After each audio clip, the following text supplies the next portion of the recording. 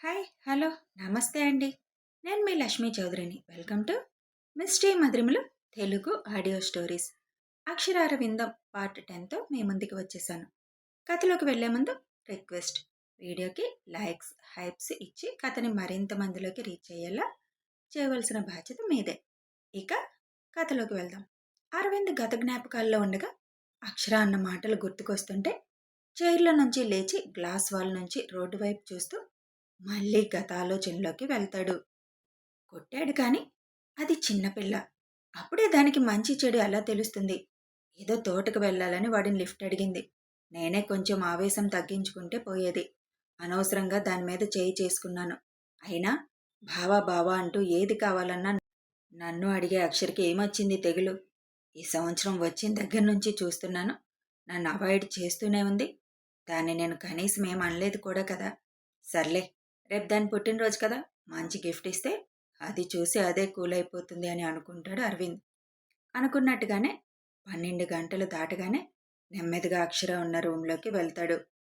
ముద్దుగా పడుకున్న అక్షరని చూసి, పడుకుంటే మాత్రం ఎంత అమాయకురాల్లా ఉంటావే, మాటలు చూస్తే మాత్రం పెద్ద ఆరిందలాగా ఉంటాయి. నువ్వు ఇప్పుడు చిన్నపిల్లవి కాదక్షర, ఎంగేజ్కి వచ్చేస్తున్నావు. జాగ్రత్తగా ఉండాలి నువ్వు. వాడసలు మంచోడు కాదని మామయ్య నాకు చెప్పాడు. అందుకే నిన్ను కొద్దిగా గట్టిగా మందలించాల్సి వచ్చింది అనుకుంటూ ఎర్రగా ఉన్న బుగ్గ మీద చెయ్యి పెట్టి నిమురుతూ అక్షర అని పిలుస్తాడు. వెంటనే కళ్ళు తెరిచి నువ్వేంటిక్కడ అని సీరియస్గా అడుగుతుంది. హ్యాపీ బర్త్డేరా అని తన చేతితో తెచ్చిన గిఫ్ట్ అక్షర చేతికిస్తాడు. దానిని విసిరి కొడుతుంది అక్షర. దానికి అరవింద్కి చాలా కోపం వచ్చేస్తుంది. ఎందుకు అక్షర ఇలా ప్రవర్తిస్తున్నావు అని అంటాడు అరవింద్. ఇలా అర్ధరాత్రిలో నా రూంలోకి రావడం తప్పు కాదా? నేను వాడి బైక్ ఎక్కితే తప్పు వచ్చేసిందా? మర్యాదగా నా రూంలో నుంచి బయటికి వెళ్ళు అని అక్షర కోపంగా అంటుంది. నేను ఈరోజు కొత్తగా రావడం లేదు. నీ ప్రతి బర్త్డేకి నేనే వచ్చి ఫస్ట్ విష్ చేసి గిఫ్ట్ ఇస్తాను. మర్చిపోయినట్టున్నావు నువ్వు. ఇన్నాళ్ళు లేని అబ్జెక్షన్ ఇప్పుడెందుకు వచ్చిందో అని అంటాడు అరవింద్. నువ్వే అన్నావు కదా ఇప్పుడు నేను చిన్నపిల్లను కాదు, పెద్ద పిల్లని అని. కాబట్టి నా రూంలోకి అడుగు పెట్టడానికి ఇక నుంచి నీకు ఎలో లేదు. ఇంక నువ్వు నాకు గిఫ్ట్లు కూడా తీసుకురాకు.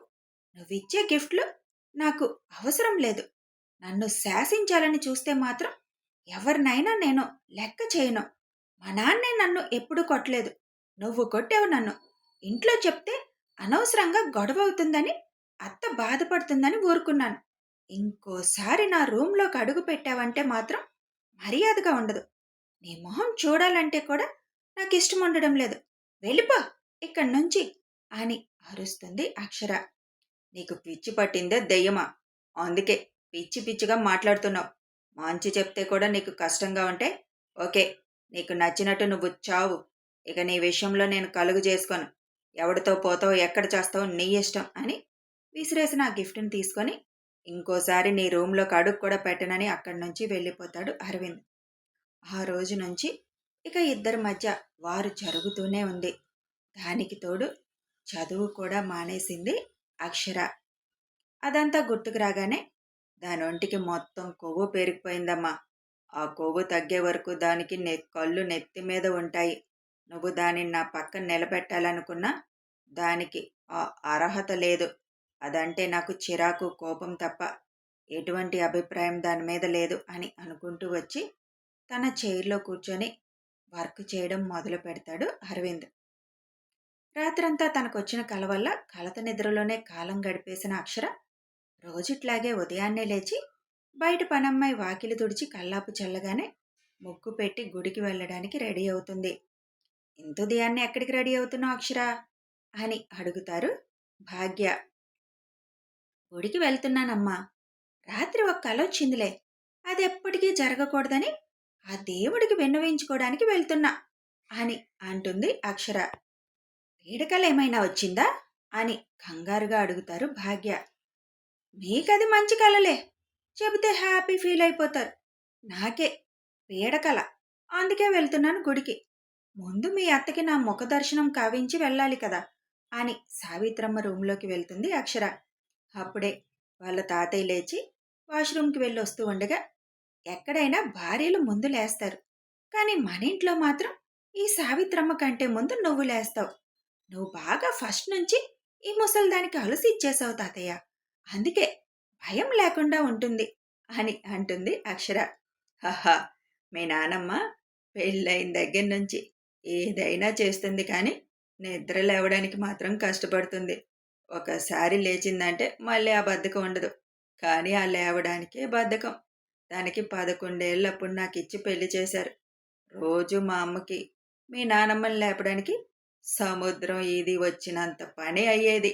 ఒక్కోసారి కోపం వచ్చి మా అమ్మ వీపు మీద పటేల్మని చరిచేది.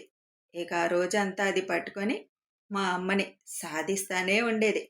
మీ నాన్న పుట్టే వరకు చిన్నతనం పోలేదు మీ నానమ్మకి అని చెప్పి, పాపం బాధ్యతలు తీరే వరకు ఇష్టం లేకపోయినా కష్టంగా లేచేదిలే. ఇప్పుడే బాధ్యతలు లేవుగా, పడుకోనివ్వు, నేను వాకింగ్కి వెళ్తున్నాను అని అక్కడి నుంచి నాయుడు గారు వెళ్ళిపోతారు. 11 ఏళ్లకు పెళ్ళయింది. ఏం తెలుస్తుంది ముసల్దానికి ఆ టైంలో అని అనుకుంటూ, ఓయ్ ముసలి, లేస్తావా? తమరు నా ముఖ దర్శనం చేసుకుంటే మేము గుడికి వెళ్ళి వచ్చేదము అని అంటుంది అక్షర. ఈరోజేమైనా వాతావరణంలో మార్పులు చేర్పులు జరుగుతాయా అని సావిత్రమ్మ లేచి కూర్చుంటూ అడుగుతుంది. నేను గుడికి వెళ్తున్నాననేగా నీకు ఈ వెటకారం. మరి ఇంత ఉదయాన్నే తమరు గుడికి వెళ్తానంటే ఆశ్చర్యంగానూ వింతగానే ఉంటుంది అని కళ్ళు తెరిచి ఎదురుగా ఉన్న తన మనవరాలు మొహం ముద్దుగా చూసుకుంటూ మురిసిపోతుంది. నేనేమన్నా దేవుడంటే ఇష్టం లేదని నీకు చెప్పానా? లేకపోతే అసలు గుడికే రానా అంత వింతగా ఉండడానికి నీకు? వస్తావులే, కానీ పండగలప్పుడు ఏదైనా స్పెషల్ పూజ ఉన్నప్పుడు మాత్రమే కదా వస్తావు. ఇలా ఏమీ లేనప్పుడు గుడికి వెళ్తున్నావంటే కొంచెం డౌటే నాకు అని బెడ్ దిగుతూ అంటారు సావిత్రమ్మ. జరగబోయే ఒక వైపరీత్యాన్ని ఆపాలని ఆ దేవుణ్ణి వేడుకోవడానికి వెళ్తున్నానులే. నీకు చెప్పిన అర్థం కాదులే కాని పెరట్లో కొంచెం జారుతుంది, చూసి అడుగులు వేయి. పడ్డావంటే ఏది విరుగుతుందో తెలీదు. రత్తాలు రాగానే దగ్గరుండి అదంతా కడిగించు ముసలి. ఈ మధ్య బద్ధకం ఎక్కువైంది రత్తాలకి అని చెప్పి బయటికి వెళ్తున్న మనవరాల్ని ముద్దుగా చూసుకుంటూ, లంగావణిలో ఎంత ముద్దుగా ఉన్నావే బంగారం, నా దిష్టే తగిలేలా ఉంది నీకు. బయటికి వెళ్తే ఎంతమంది దిష్టులు తగులుతాయో, అరికాల్లో కాటుకు చుక్క పెట్టుకొని వెళ్ళు అంటారు సావిత్రమ్మ. రోజు చూస్తున్న మొహమేగా, కొత్త మొహం ఏం కాదులే దిష్టులు తగలడానికి అని వెళ్ళబోతుంటే, నేను స్నానం చేయలేదు, లేకపోతే బలవంతంగా లాగైనా కూర్చోబెట్టి పెట్టేదాన్ని. పెట్టుకొని వెళ్ళు బంగారం అని అంటారు సావిత్రమ్మ. ఇక తప్పక అక్కడే ఉన్న కాటుకు తీసుకొని కుర్చీలో కూర్చొని పెట్టుకుంటుంటే, నీకు లంగా ఓణీలు బాగా సెట్ అవుతాయి అక్షర బంగారం, రోజు ఇవే వేసుకోవచ్చు కదా అని అంటారు సావిత్రమ్మ. రోజు ఇవి వేసుకొని తిరిగితే ఫ్రీగా ఉండలేనులే అంటూ కాటుక అరికాలులో చుక్కలా పెట్టుకొని, ఇప్పుడు ఓకేనా అని అంటుంది. ఇప్పుడు ఓకే, అయినా రాగానే దిష్టి తీస్తానులే, తొందరగా వచ్చేసే అని అంటుంటే, ఆ దిష్టి కార్యక్రమాలు పెట్టామంటే ఊరుకోను ముసలి అని అంటూ బయటికి వెళ్ళిపోతుంది అక్షర. నా మనవడు ఉన్నప్పుడు ఇలా లంగావనీలు వేసుకొని వాడి ముందు తిరుగు. ఒక్క కళ్యాణం రోజు చీర కడతావు, అది కూడా ఒక 2 గంటలు, వెంటనే తీసేస్తావు. నా మనవడికి నిన్ను చూసుకునే అవకాశం అన్నా ఇవ్వవు. ఇలా లంగావణిలో 2 రోజులు తన ముందు తిరిగితే నా మనవడు నిన్ను చూసి ఫ్లాట్ అయిపోతాడు. అప్పటి వరకు ఆడుతున్న గీళ్ళు కజ్జాలన్నీ పక్కన పెట్టి నీ చుట్టూ తిరుగుతాడేమో. ఇవే మాటలు తన ముందంటే కాళికాదేవిలాగా తన మీద పడిపోతుందని భయమేసి అక్షర వెళ్ళాక అనుకొని నవ్వుకుంటూ స్నానం చేయడానికి పెరట్లోకి వెళ్తారు. గుడికి నడుచుకుంటూ వెళ్తుంది అక్షర. ఓయ్ అక్షరా అంటూ తనకెదురుగా బైక్ ఆపి ఒక అబ్బాయి, నేను చెప్పిన విషయం ఏం చేశావు అని అడుగుతాడు. ఏంటిరా నువ్వు చెప్పింది నేను చేసేది? ఎత్తి కొడితే ఏట్లో పడతావు. ఇంకోసారి నా ముందు ఎదవ వేషాలు వేయాలని చూడకు. బయట వేసుకుంటున్నావు వేసుకో, పక్కకు తప్పుకో అని అంటుంది అక్షర. నువ్వు ఊ అను, అన్నీ మానేస్తాను నీకోసం అని అంటాడు. అబ్బో, ఈ ఊర్లో ఇలా ఎంతమందికి చెప్పావురా? అది కాదు అక్షర. వాళ్ళు వేరు, నువ్వు వేరు. ఇంకొక్క క్షణం నా కళ్ళ ముందుంటే మొహం పచ్చడి చేసేస్తానురా. మర్యాదగా పక్కకు తప్పుకో. పోనీ ఎక్కడికి వెళ్తున్నావో చెప్పు, డ్రాప్ చేస్తాను. కనీసం నా బండి ఎక్కైనా నా బండిని పావనం చేయొచ్చు కదా. మొన్నే కొత్తది కొన్నాను.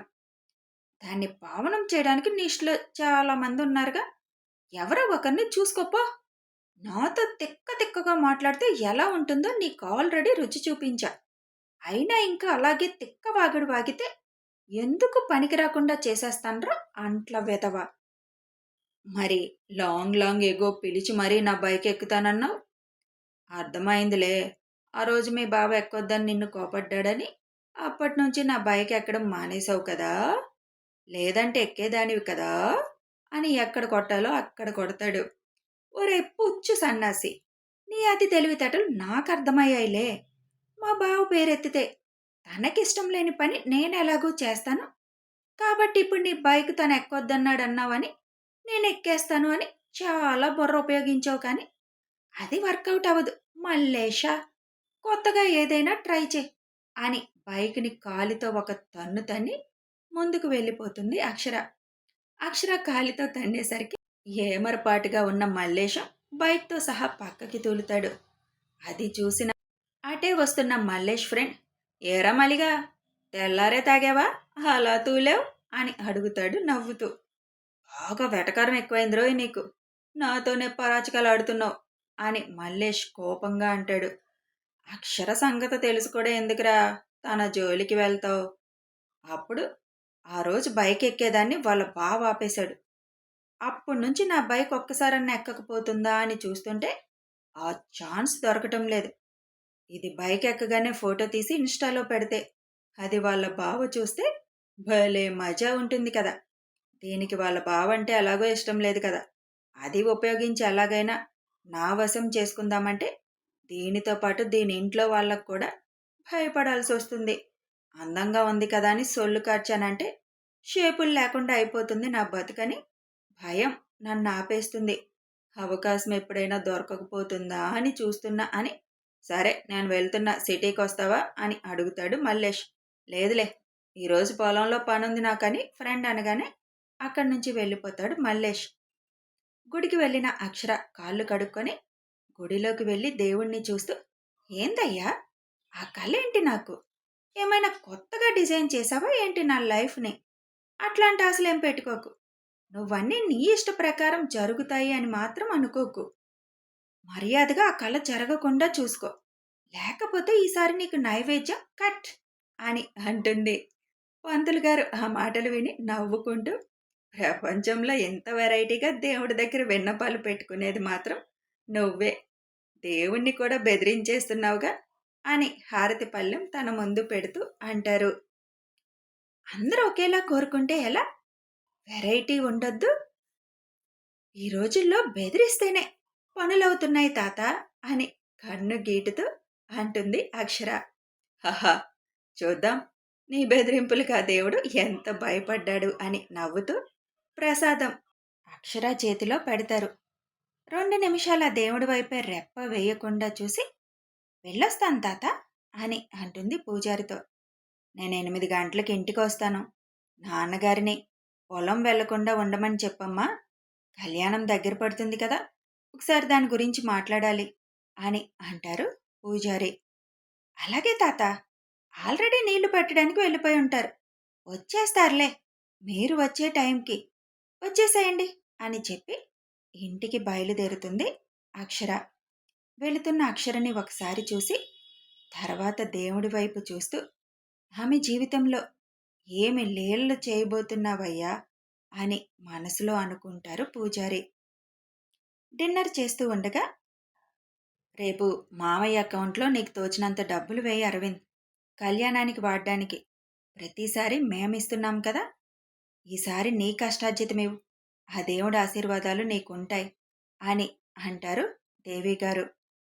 ఎంత వెయ్యాలమ్మా అని అడుగుతాడు అరవింద్.